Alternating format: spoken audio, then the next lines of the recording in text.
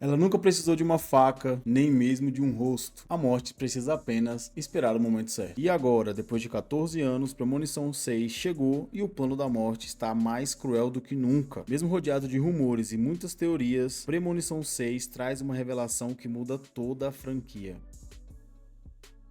Seja muito bem-vindo ao meu canal, eu sou Edgar Gabo e hoje a gente vai falar não só sobre Premonição 6, a gente vai revisitar também todos os filmes da franquia, então eu já vou te pedir, deixa seu like, se inscreva no canal, porque a gente vai falar muito dessa franquia que todo mundo ama.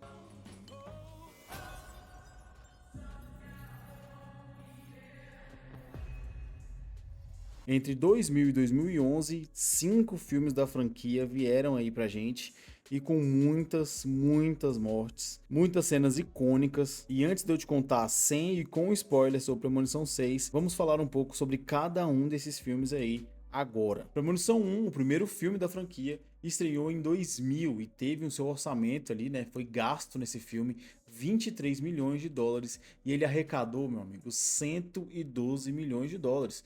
Primeiro filme da franquia, ninguém sabia o que ia vir pela frente, mas já foi um baita sucesso. Alex Browning, um estudante do ensino médio, teve uma visão de um avião explodindo minutos após a decolagem para Paris.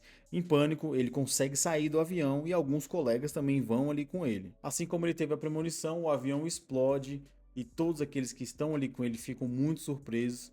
E tudo se inicia a partir dali. Eles começam a entender que a morte tem um plano e que mesmo que eles tenham burlado esse plano da morte de matar todo mundo no avião, ela vai perseguir cada um e vai fazer com que cada um morra na ordem certa que eles estavam sentados ali no avião. Mesmo assim, no final, Alex e sua amiga conseguem sobreviver ali no final. E a gente tem o primeiro passo nessa franquia que fez muito sucesso. Premonição 2 saiu em 2003 e é responsável por uma das cenas mais icônicas do cinema que traumatizou muita gente quando tá aí numa rodovia, que é a cena das madeiras caindo lá. Muito boa aquela cena, eu tenho certeza que você lembra disso. Bom, não foi divulgado o orçamento para fazer esse filme, mas a gente sabe que ele arrecadou 90 milhões de dólares. Menos do que o primeiro filme. Kimberly tem uma visão vívida de um colossal acidente de trânsito numa rodovia. Ela bloqueia a estrada e salva um grupo de pessoas daquele massacre. Bom, nesse filme a gente já no início dele ali mais ou menos, a gente já descobre que o Alex na verdade já morreu. E aí o que aconteceu? Ele caiu um tijolo nele, aconteceu alguma coisa assim. Então que ele tinha morrido. E aí aquela mesma coisa, né? Acontece o acidente, ela consegue salvar as pessoas e ela vai vendo que cada um que era para ter morrido no acidente começa a ir morrendo ali. E a Kimberly busca entender melhor sobre isso e ela consegue falar com a menina que sobreviveu ao primeiro filme. E ela tá numa clínica psiquiátrica, morrendo de medo da morte, mas ela consegue conversar com ela e ter alguma ajuda ali. Mais uma vez eles tentam enganar a morte, não conseguem e aí implacavelmente a morte vem e mostra que o ciclo vai se fechar e ela vai mesmo levar todo mundo. Premonição 3 foi lançado em 2006 com um orçamento ali de 25 milhões de dólares e arrecadou 118, ou seja, bastante. Esse filme eu lembro bem dele, eu assisti muito esse filme, eu tenho ele bem fresco na minha memória ainda. E eu lembro que eu curti bastante aquela temática de parque de diversões ali. Então esse é um dos que eu tenho como queridinhos. Wendy, estudante do ensino médio, tem uma visão horrível de um acidente em montanha-russa. Ela grita, causando a evacuação de alguns passageiros, incluindo seu namorado e amigos. Nesse filme eles conseguiram trazer uma coisa nova. Claro, né? Tem ali o acidente, eles veem que algumas pessoas estão começando a morrer e começa a correlacionar as coisas, mas ela percebe que algumas fotos que ela tirou antes do acidente começam a dar pistas para ela de como essas pessoas iam morrer. E aí as coisas tinham a ver às vezes com o que essas pessoas gostavam e tal, a forma que ela ia morrer e tudo. Então, esse filme tem uma diferencinha dos outros por causa disso. Ela tenta salvar ali os últimos amigos restantes, mas ela acaba vendo que a morte, meu amigo, ela tem um plano e ela vai chegar lá. Mas eu gosto muito desse filme. Premonição 4 chegou em 2009 com um orçamento de 40 milhões e arrecadou 186 milhões de dólares. Aqui os números já começam a aumentar, né? Investiu mais, arrecadou mais, ou seja, eles estavam de fato estabelecendo a franquia no cinema como uma das franquias mais rentáveis e inesquecíveis para todo mundo. Nick assiste mentalmente à explosão de um autódromo onde pedaços de carros voam sobre a arquibancada, matando dezenas de pessoas. Ele acorda e consegue evacuar algumas delas. Diferente dos outros, aqui ele tem algumas visões ali antes que aconteça ali alguma morte. E nesse filme a diferença tá mais na forma gráfica da morte, são mortes mais espalhafatosas, não tem aquela coisa mais detalhada do primeiro filme ali, eles são mais assim escrachados mesmo, bem mais visual. E assim como em todos os outros, eles acham que venceram a morte, que enganaram a morte, mas acabam indo todo mundo pro mesmo lugar de todo mundo que foi antes. Premonição 5 teve um orçamento de 40 milhões de dólares e arrecadou 157 milhões de dólares. Claramente um sucesso também. Sam, funcionário de uma empresa, tem uma visão da queda de uma ponte suspensa durante uma excursão corporativa.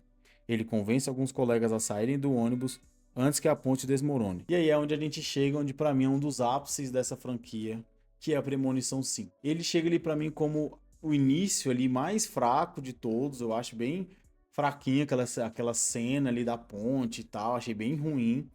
Mas esse filme ele é incrível, porque ele é um prequel. Ele passa antes do Premonição 1. Se você não sabia disso, corre lá e assiste Premonição 5. É muito legal. Tanto que no começo do filme eles estão sempre falando de uma tal viagem para Paris, uma tal viagem para Paris.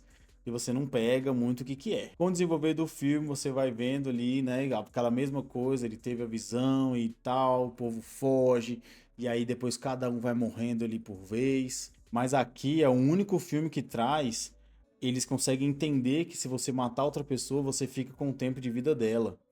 Então esse aqui é o único filme onde um dos personagens tenta matar o outro. Então ele também tem uma pegada diferente e claro, né, ter essa maravilhosa adição dele ser antes ali, porque quando acaba fica sempre ali o casal final, então ficou o Sam e a namorada dele, mas eles vão para tal viagem e essa viagem é no voo 180 com destino a Paris, que é o fatídico voo onde acontece toda aquela premonição do primeiro filme.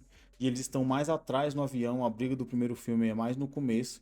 Eles escutam assim falar o que que aconteceu, mas aí o avião decola com eles, explode e eles morrem lá. Eu achei isso genial. Agora, finalmente, a gente vai chegar em Premonição 6. Então, se você puder, se você não fez isso ainda, se inscreva no canal, deixa seu like, porque a gente vai falar muito mais ainda, não só dessa franquia, mas de várias outras. Bom, e antes de começar a falar com spoilers de Premonição 6, eu vou falar um pouco sem spoiler aqui, para que você tenha a sua experiência preservada, vá ao cinema, assista esse filme e tire suas próprias conclusões. Premonição 6 para mim é bem frenético, ele acontece muita coisa, com o avanço da tecnologia, as mortes e as cenas estão bem mais legais, e ele é muito dinâmico, ele é muito rápido, ele tem cenas muito bem feitas, todo aquele desencadear ali que a morte vai seguindo, ele faz de forma assim bem legal, na maioria das vezes. Então é um filme realmente para você assistir, talvez reassistir, e curtir um pouco ali se você gosta da franquia, ele vai mesmo te satisfazer, né? Essa saudade que a gente tava de assistir um filme de premonição, que eu particularmente gostava muito. Então, para esse foi muito legal acompanhar e ver que a essência tá ali. Mas ele tem algumas mudanças e talvez essas mudanças não deixem assim ser uma coisa muito, muito, muito boa. Ele tem bastante conveniência de roteiro, as pessoas deduzem as coisas muito fáceis. Algumas mortes são bem fraquinhas em contraste ali com outras super bem elaboradas, tem outras que são simplesmente o cair de alguma coisa. Então é um filme que tem muitos altos e baixos. E aí eu já coloco que Premonição 6 para mim tem um melhor início. A premonição inicial ali, o que acontece é incrível, mas em contrapartida tem o pior final. Ele não podia terminar pior. Para mim ele realmente acaba com o final do filme e acaba desperdiçando ali, né? Acaba até invalidando um pouco de tudo que ele construiu ali para chegar nesse encerramento. Então, se você quer diversão e assistir um filme legal, vale a pena. Pronto, já acabou a parte sem spoiler, então se você não quer saber nada do filme, pausa aqui, vai lá, assiste o filme, depois você volta aqui pra gente conversar mais sobre isso. Eu vi o que a morte estava prestes a fazer. Bom, Premonição 6 começa diferente porque ele já mostra ali uma visão lá nos anos 60. Então ele é antes de tudo, a primeira visão que a gente vai ter acesso ali a ver, aconteceu isso. O outro lá, né, do primeiro filme, acontece nos anos 2000.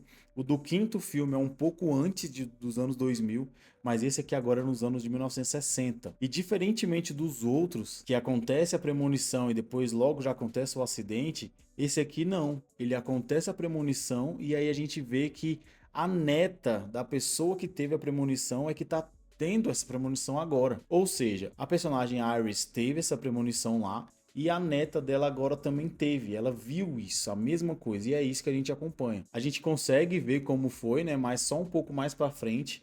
Ou seja, isso já dá uma quebrada boa no ritmo do filme. Mas também, diferentemente dos outros filmes da franquia, Aqui acontece que quem teve a premonição conseguiu salvar todo mundo. Ela conseguiu tirar todo mundo ali. E isso tem muita, mas muita influência, não só no filme, mas na franquia inteira. Fica aí que eu vou te contar por quê. E aí, após a premonição, a gente passa a acompanhar ali a história da Jennifer, né? Que é a neta da pessoa que teve a premonição lá nos anos 60. Então, ela já tá tendo essa premonição ali, vendo essa mesma pessoa, essas mesmas cenas ali há semanas e não sabe por quê. Aí chega uma conveniência do roteiro em que ela consegue deduzir ali, quase que magicamente, que aquela pessoa que ela estava vendo era de fato a avó dela. Então, como ela mora na faculdade, ela vai para casa dos pais e ali conveniências em cima de conveniências, o irmão fala que vai na casa dos primos e lá ela vai tentar falar com o tio para ver se sabe alguma coisa sobre a avó. Ela consegue ali o endereço da avó, vai lá falar com ela e a avó mora no meio do nada. É uma barraca num buraco lá, super estranha, velha. E ela entra, as duas conversam um pouco. A velha tá simplesmente louca, ela é simplesmente pirada, ela tá louca com o negócio de morte, a morte vai pegar ela, não sei o quê. Ela consegue ficar tão louca que faz com que a paranoia da protagonista fique pequena, assim. A Jennifer acaba querendo sair dali e fala, não, e talvez seja loucura mesmo e tal. Mas a Iris fala, não, leva aqui o livro de coisas que eu anotei e tal, você precisa salvar a família, não sei o que e tal. E a menina não acredita. E aí acontece já a primeira morte ali, que é a hora que a senhorinha morre. E ela leva ali o livro para ela poder desvendar alguma coisa sobre essa premonição. Após essa conversa com a avó dela, é que ela descobre ali, né, a forma dela descobrir o grande plot do filme. Acontece que ao salvar todo mundo daquela situação ali lá nos anos 60, toda aquela descendência de pessoas que nasceram daqueles que estavam lá, que não era para ter nascido, porque aquelas pessoas iriam morrer, toda aquela descendência ali começou a morrer já há muito tempo. E como a Iris, que teve a visão, conseguiu ficar enganando a morte dia após dia ali por décadas, então parou nela. Ou seja, a família dela não sofreu com isso. Mas todos os outros ali já tinham morrido. E quando a Iris finalmente morre ali naquele momento que ela tá falando com a neta, a gente começa a entender que vai descer e vai começar a matar todo mundo da família. Por isso que o nome do filme é Laços de Sangue. Dessa vez, diferentemente dos outros, eles não são amigos, eles são da família. É tio, é tia, é primo, prima, irmão, mãe. Que já dá um frescor, né, de não ser a mesma coisa. E aqui a gente entra naquela parte muito legal, que é quando quebra o copo de vidro ali junto com o gelo. Você não sabe quem é que vai morrer, o que é que vai acontecer. E um bebe um pouco de gelo aqui, tá com vidro, e depois o vidro cai no chão e tal. Mas acontece que quem morre nessa cena é o tio ali, que é o mais velho. E é quando eles começam a descobrir que a ordem das mortes dessa vez, como não tem, né? Eles não estavam na situação da premonição. A ordem dessa vez é por faixa etária, é por quem é o mais velho, quem veio primeiro na família. Então, após a morte dele, eles começam a se preocupar muito com o filho dele mais velho. E aí é onde passa aquela cena do trailer, né? Que é o cara que é tatuador e tal, e aí a corrente no teto, prende ali no piercing do nariz dele, e aí tem toda aquela cena ali. Mas pasmem, ele não morre nessa cena. Ele simplesmente acontece ali, aquilo tudo, acontece um incêndio e tudo, mas ele não morre. E aí, quando eles vão conversar com a mãe dele sobre isso, é quando ela revela para todo mundo que na verdade ele é adotado. Então eles estavam tentando impedir ali até a morte dele, mas na verdade ele não queria morrer, porque ele não é da família. E aí é quando, tentando salvar ele de alguma situação que poderia acontecer, quem acaba morrendo é a irmã dele, que tem uma morte legal ali, mas a forma com que foi construída é bem ruim, bem antifísica, porque ela era de fato, né? Ela fazia parte de fato da linhagem ali. Bom, eles têm um irmão mais novo, ou seja, o próximo da fila é ele. Ele fica paranoico, achando que vai morrer e tudo, e nas anotações ali da avó dela, a Jennifer consegue ver que tinha uma pessoa num hospital que eu já tinha falado com alguém que tinha sobrevivido. Então ela tenta ir atrás dessa pessoa para descobrir mais. E essa pessoa está no hospital. Quem é? É o JB, né? É o cara que tá lá no hospital em todas as franquias. E conversando com ele, ele fala três coisas interessantes. Duas formas de como evitar a morte, que é você matando uma outra pessoa e ficando com o tempo de vida que ela tem.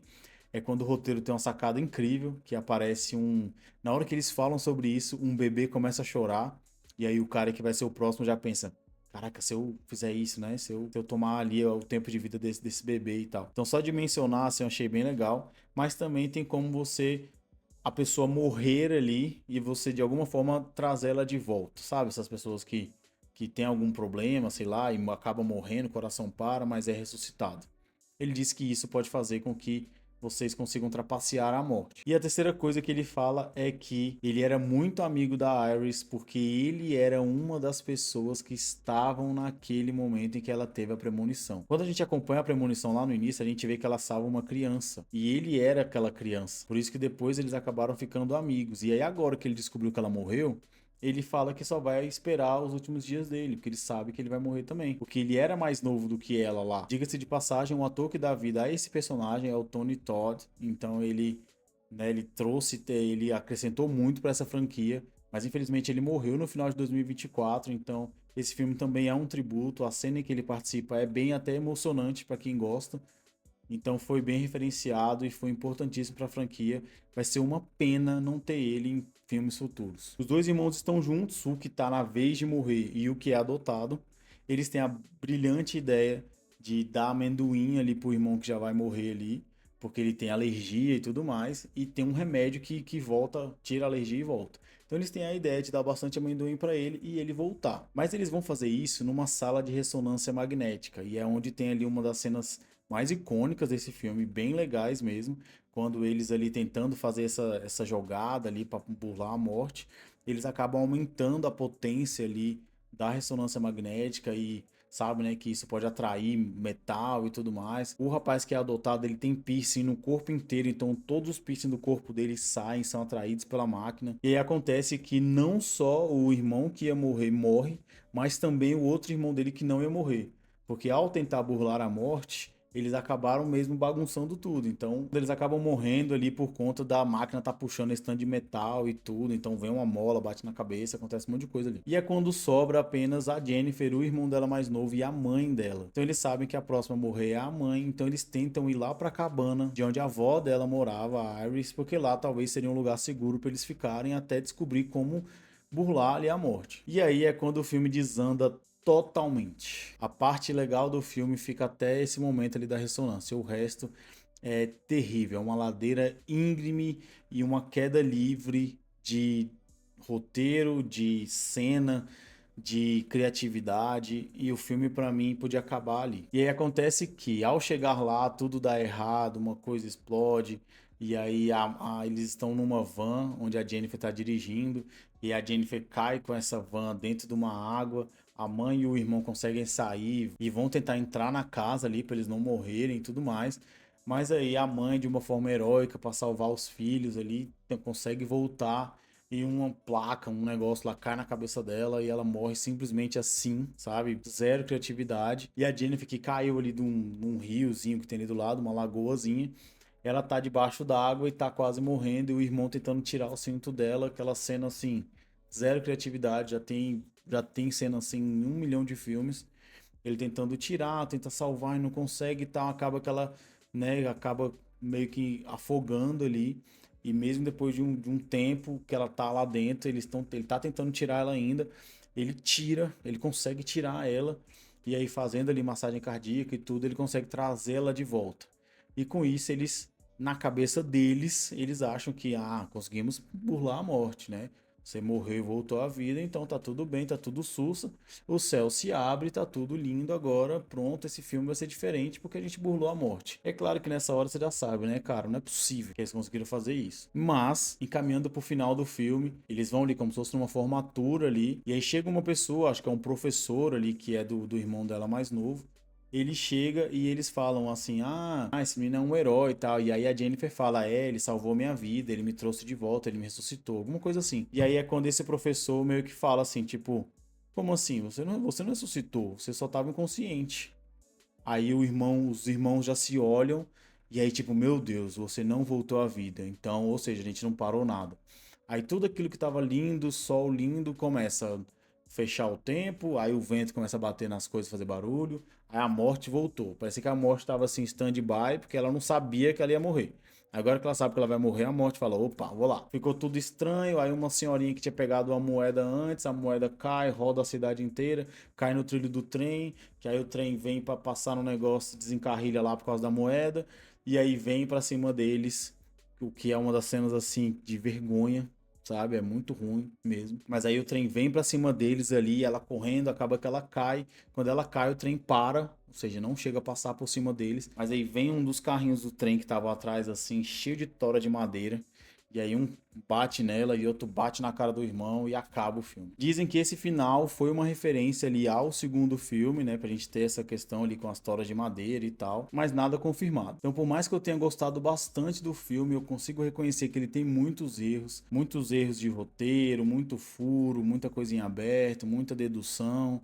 Então, né, não consigo dar uma nota tão alta assim pra esse filme. Pra Premonição 6, Laço de Sangue, a minha nota é 6,5. E aí, o que você achou de mergulhar comigo aqui um pouco mais nesse universo de Premonição? Gostaria de fazer isso em mais uma franquia?